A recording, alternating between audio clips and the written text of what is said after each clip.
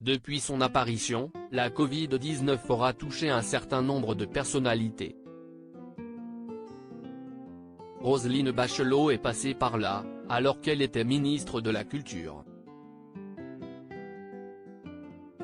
Dans son nouveau livre 682 jours, elle est revenue sur ce jour, le 19 mars 2021, où elle s'est sentie pas bien du tout, à tel point que cela ne devenait plus supportable.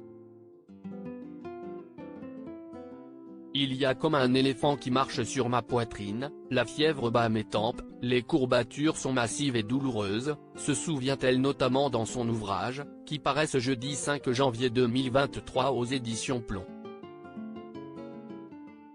Ces maux étant devenus insoutenables, elle fut transportée en urgence à l'hôpital Béguin, situé à Saint-Mandé, note de la rédaction, où elle y est restée 3 semaines, a raconté Laurence Ferrari pour Paris Match, elle qui s'est entretenue avec la femme politique pour avoir son ressenti sur cet épisode.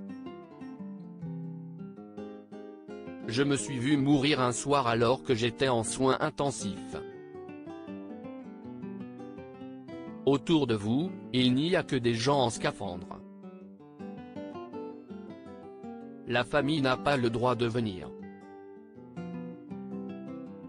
Vous n'êtes plus dans le monde des hommes. J'ai pensé, je vais partir seule, a notamment révélé Roselyne Bachelot à la journaliste, rappelant que tout comme elle, Elisabeth Borne a elle aussi été confrontée à une Covid-19 particulièrement difficile puisque l'actuelle première ministre avait également été hospitalisée. L'orgueil, ça aide parfois mais l'ami de Jean Castex est finalement parvenu à se sortir de cette situation délicate, notamment grâce à sa force de caractère, j'ai eu un sursaut. Je me suis dit, dis donc Roselyne, tu ne vas pas laisser tomber. L'orgueil, ça aide parfois. Des confidences inédites de la part de la mère de Pierre, née le 16 décembre 1969 de son mariage avec Jacques Bachelot 1 an plus tôt.